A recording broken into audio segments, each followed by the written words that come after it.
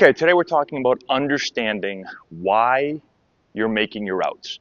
It's super important. So when we're working in the cage here at practice, we're working on a couple of things. So one thing that we're working on, we are working on moving our body as fast as possible, building bat speed. So I have the velo over speed bat right here, and we use this to get our players to be able to build bat speed and swing faster. The faster we can swing, the harder we can hit the ball. That's a huge part of hitting, but it is one part of it. So there's another part, and that's your approach, understanding why are you making your outs. And so let's talk about a couple of things that you should go through if you're struggling to figure out, is it a mechanical thing?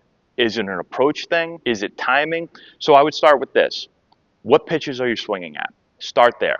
Are you swinging at good pitches? Is this a swing decision problem? Because if you're not swinging at good pitches, well, then you can have a great swing and you can have great bat speed. But if you're chasing pitches in the dirt, if you're swinging at pitches up in the zone or off the plate, you're not going to be successful. So understand what pitches you're chasing. If you're chasing high pitches, let's say you're chasing high pitches, well, then you've got to push the ball down. You got to say to yourself, if I swing at this pitch, I am not going to chase a pitch up here. I might swing at a ball too low, but I will not swing at a ball up here. If you're somebody that's chasing balls in the dirt consistently, you have to raise the strike zone. And so you have to tell yourself, I'm not going to swing at a ball down. I might swing at a ball up, but I will not swing at a ball down. Now, maybe you're the opposite. Maybe you're too passive.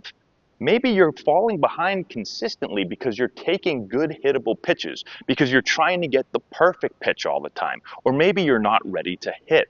And so if that's the case, you need to make sure that you get yourself loaded, ready to hit. You have to put yourself in a yes, yes, no mindset where I'm anticipating this pitch right here. And let me say this for a second. A lot of people, when they think about swing decisions, they always think about, okay, this player chases too much, and that's why they're not successful. But there's a lot of players, and I was actually one of them at points in my career, where I was the opposite. I didn't swing enough. I was way too passive.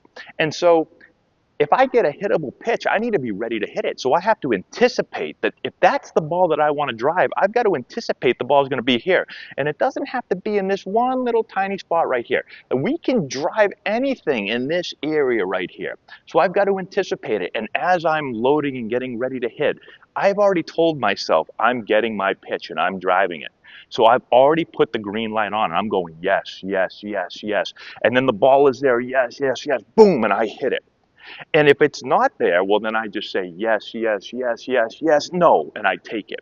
So I really only have one decision, and the decision is to say no. The less decisions you have to make, the better.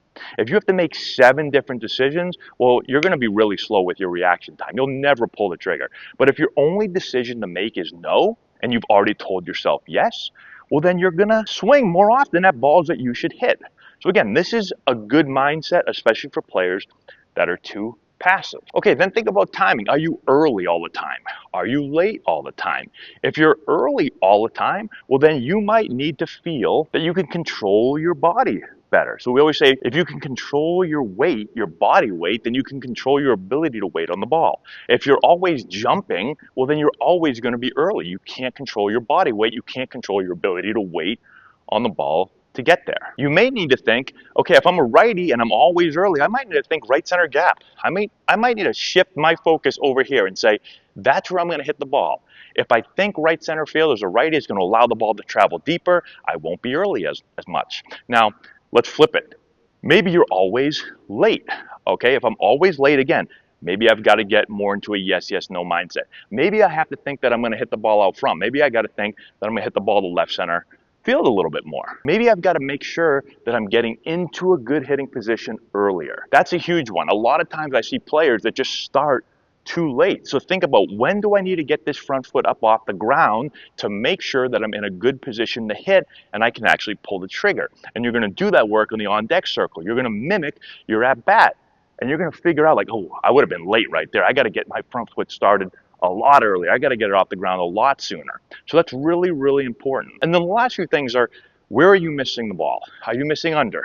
Are you missing over? And we've talked about it in other videos, but if I'm consistently under the ball over and over again, well then, one, I've got to figure out, okay, what do I got to do to stop getting my barrel too far under the ball. I've got to be a little shorter. I've got to be a little bit more direct. I might need to feel this in my swing a little bit more. Now maybe I'm missing over the ball all the time. Maybe everything I'm hitting, I'm just smashing the ball into the ground because I'm really, really steep to the ball here. And so I've got to think about getting a better turn behind the ball. I've got to think about getting on path longer and staying through the ball and not being so much here.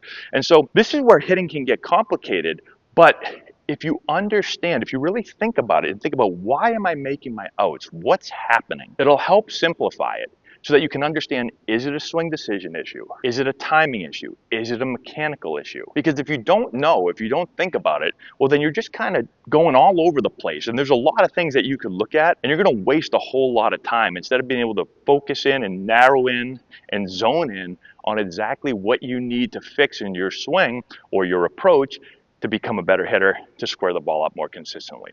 So hopefully that helps. If you want more help, just let me know. We've got a bunch of courses in the description box below. You can check those out. We break down the swing, we break down the approach, all types of stuff. That's all I've got. Thanks for watching. Subscribe to the channel, hit the notification bell. Give it a thumbs up, all that good stuff, and we'll talk to you later.